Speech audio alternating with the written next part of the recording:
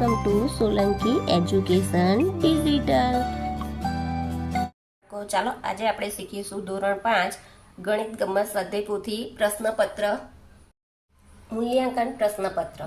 સમય છે 2 કલાક, અભ્યાસ છે 1 થી 7, કુલ ગુણ છે 40. નીચેના દરેક પ્રશ્નના જવાબ માટે આપેલા વિકલ્પોમાંથી સાચો વિકલ્પ શોધીને લખો. તેના કુલ માર્ક્સ છે 4. પહેલું, નીચેનામાંથી કઈ બંધ આકૃતિ છે? તો કઈ આવશે? સી. 4 સમાન બાજુએથી કઈ બંધ આકૃતિ બને છે? ત્રિકોણ, ચોરસ, લંબચોરસ કે વર્તુળ? જો અહીંયા 4 સમાન એટલે ચોરસ, એટલે કયું આવશે? બી. દરેક સંખ્યાનો સૌથી નાનો અવયવ કયો કહેવાય? તો કયો આવશે? બી, 1.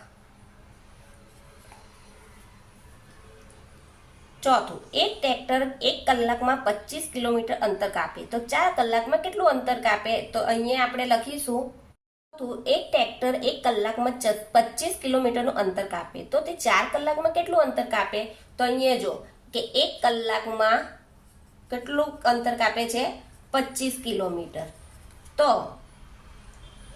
4 કલાકમાં કેટલું? તો 25 ગુણ્યા 4/1, 25 ચોક 100, એટલે કયું આવશે? એ. ખાલી જગ્યા પૂરો, ગમે તે 4. પહેલું, 4 સેન્ટીમીટર બાજુવાળા ચોરસની પરિમિતિ, ખાલી જગ્યા સેન્ટીમીટર થાય, 4 સેન્ટીમીટર એટલે આ ચોરસ છે. પરિમિતિ એટલે ચારે બાજુનો સરવાળો. આ 4 હોય, આ 4 હોય, આ 4 હોય, તો 4 ને 4 8, 8 ને 4 12 ને 12 ને 4 16, એટલે કેટલા આવશે? 16 સેન્ટીમીટર. કોઈ એક વસ્તુના 4 સરખા ભાગમાંથી 3 ભાગને અપૂર્ણાંકમાં લખાય તો કોઈ એક ભાગ હોય તેના 4 સરખા ભાગમાંથી 3 ભાગને અપૂર્ણાંકમાં લખાય એટલે 3 ભાગ છે તેને 4, એટલે કેટલા આવશે? 3/4, 3/4. ₹80 પ્રતિ કિલોગ્રામ ભાવની 11 કિલોગ્રામ કેરીની કુલ કિંમત કેટલી હોય? તે 80 ગુણ્યા 11.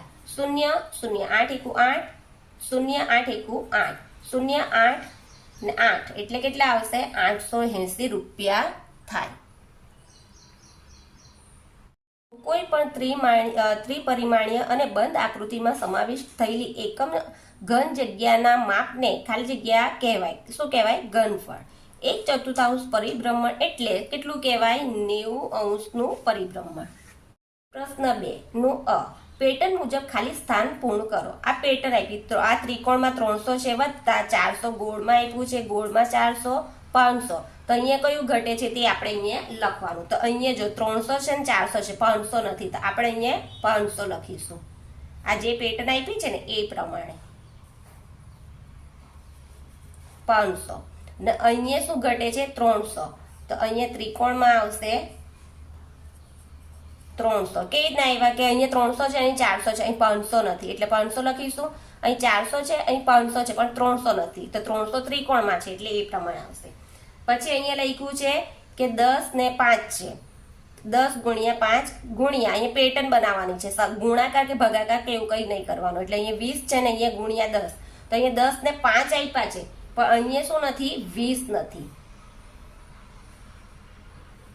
ને અહીંયા લખીશું 20 ને અહીંયા લખીશું શું ઘટે છે? 5. બ. પેટર્ન આગળ વધારતા ખાલી સ્થાનમાં શું આવશે? દોરો. તો અહીંયા જો આ રીતે ઊંધું ત્રિકોણ, આ ત્રિકોણ આવું છે, આ ત્રિકોણ આ રીતે, આ ત્રિકોણ આવું છે, તો પછી પાછું કેવું આવશે?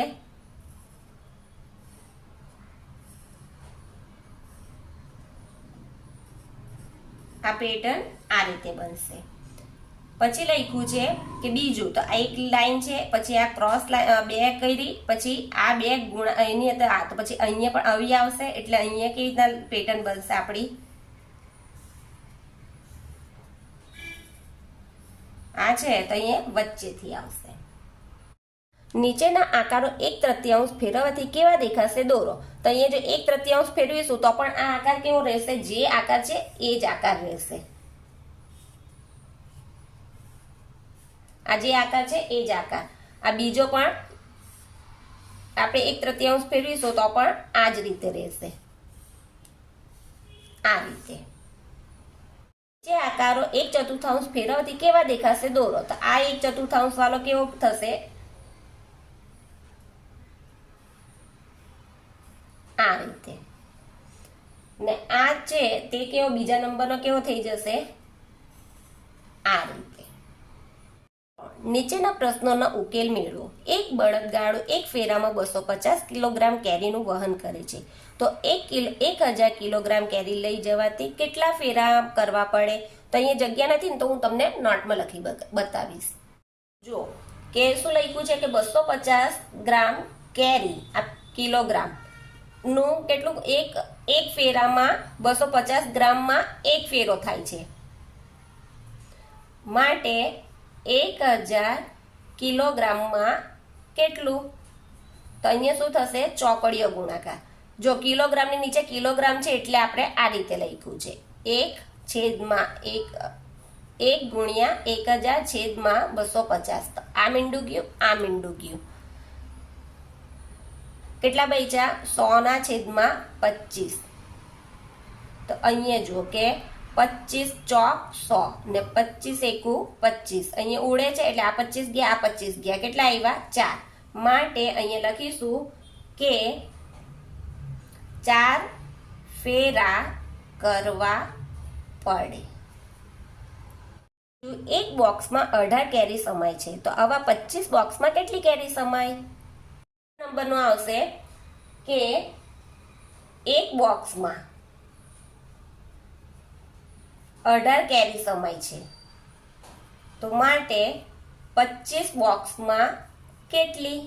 તો ચોકડીયો ગુણાકાર એટલે 18 ગુણ્યા 25 છેદમાં 1. હવે અહીંયા 18 ગુણ્યા 25 પણ કરી બતાવું. 0 8 દુ 16 6 વધી 1 2 એકુ 2 2 ને 1 3 8 પંચા 40 શૂન્ય વધી 4 5 એકુ 5 5 ને 4 9 0 6 ને 9 15 5 વધી 1 3 ને 1 4. માટે અહીંયા જવાબ શું આવશે કે 450 કેરી સમાય. 13ના પ્રથમ 4 અવયવી લખો. 13ના 4 અવયવી એટલે શું કહેવાય? અવયવ અલગ કહેવાય, અવયવી શું કહેવાય? 13નો ઘડિયો.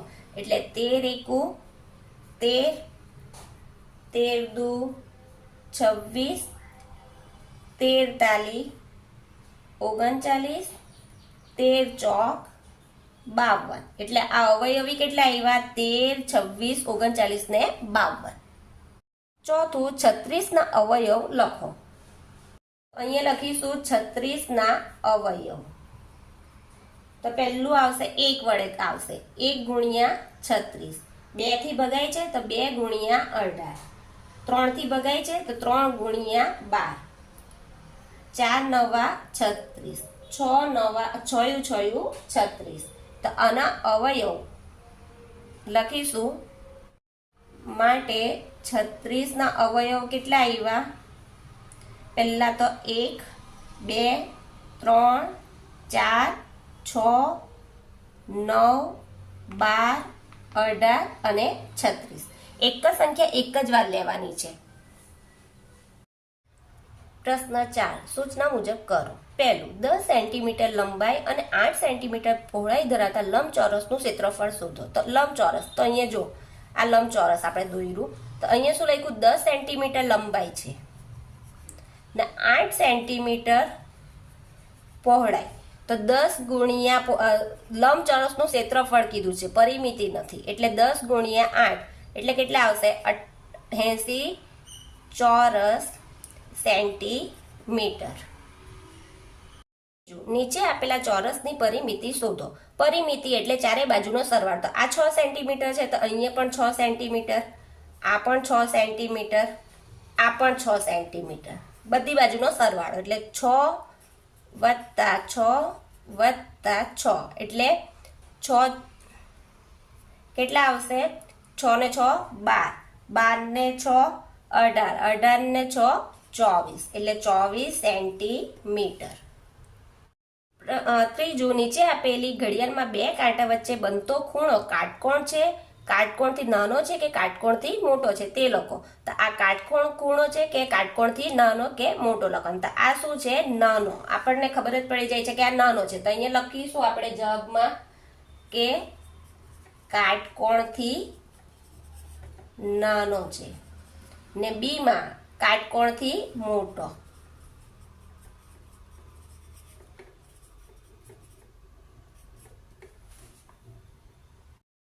નીચેની આકૃતિઓને 180 ડિગ્રીનું પરિભ્રમણ આપતા કેવી રીતે દેખાશે તે દોરો.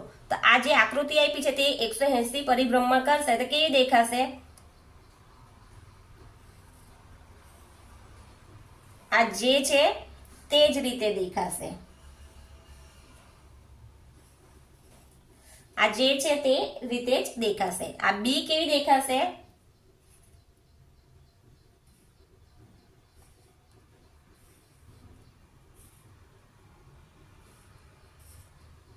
આ રીતે. 5 નીચેના પ્રશ્નોના જવાબ આપો ગમે તે 4. કેટલા માર્ક્સનું છે? 8. પહેલું, સુમિત પાસે આકૃતિમાં દર્શાવ્યા મુજબની ચોકલેટ છે. તેમાંથી 1/4 ભાગ તેણે તેના ભાઈને આપ્યો. તો તેની પાસે કેટલી ચોકલેટ વધી હતી? અપૂર્ણાંકમાં દર્શાવો. એક ચોકલેટનો ટુકડો છે, એમાં એણે 1/4 એટલે 1 2 નીચે કેટલા છે? 4. એટલે 1 2 3 4. એટલે આ એક ભાગ કોને આપ્યો? એના ભાઈને આપી દીધો. તો એની પાસે કેટલા બચ્યા? 1 2 3 4. એટલે એક આ ભાગ બચ્યો કેટલો? 1, પછી 2 ને આ 3. એટલે કેટલા ભાગ બચ્યા એની પાસે? 3/4.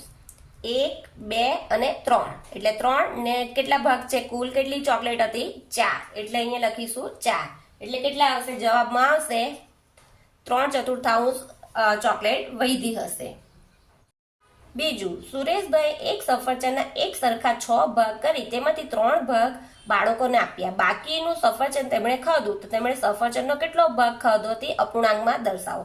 તો જો અહીંયા સુરેશભાઈ એક સફરજન હતો. આ એક સફરજન છે, તેના 3 ભાગ બાળકોને આપ્યા. એણે 6 ભાગ કર્યા, એક સરખા 6 ભાગ. એટલે આ 1 આ 2, આ 1 2 3 4. હજુ કેટલા ભાગ કરીશું? 6. એટલે જો 1 2 3 4 5 ને 6 ભાગ કર્યા. એમાંથી 3 ભાગ બાળકોને આપ્યા. તો જો 1 2 ને 3 આ કોને આપ્યા? 3 ભાગ બાળકોને આપ્યા. તો એમની પાસે કેટલા બચ્યા? તો 1 2 ને 3. એટલે 3 ભાગ કોને બચ્યા? સુરેશભાઈ માટે. આ સુરેશભાઈ માટે બચ્યા. તો એમને કેટલા કુલ ભાગ કરેલા? 6. એટલે આપણે 3 6 આવશે કે પછી કેવી રીતના આવશે? આ ઉડે છે એટલે ઉડાવીશું, પણ 3 3 1 3 ને 3 2 6. આ 3 ગયા, આ 3 ગયા, કે પછી 1/2 ભાગ તે ખાધો.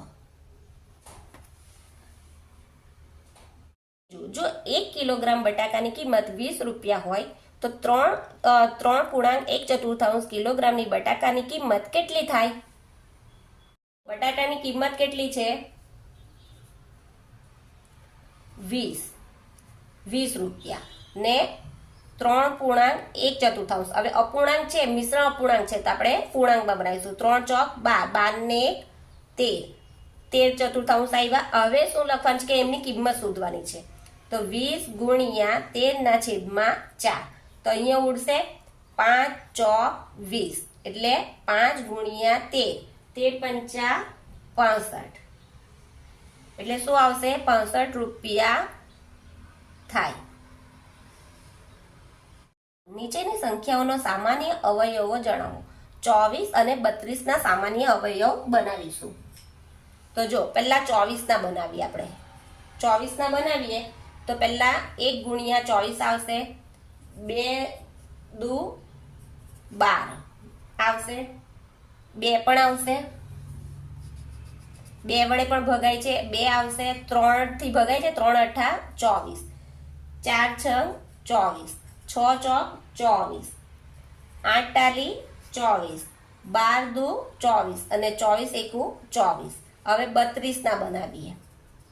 તો 32 ના પણ જુઓ કે પહેલા 1 થી ગુણાશે, પછી 2 થી ભગાશે. 4 8 32. 8 ચોક 32 અને 16 દુ 32. તો આના સામાન્ય અવયવ બરાબર કેટલા આવ્યા? 1 આવ્યો, આ 2 છે, અહીંયા પણ 2 છે એટલે 2 આવ્યા, આ 4 છે, અહીંયા પણ 4 છે એટલે 4 આવ્યા. પછી અહીંયા 8 છે, અહીંયા પણ 8 છે એટલે 8 આવ્યા.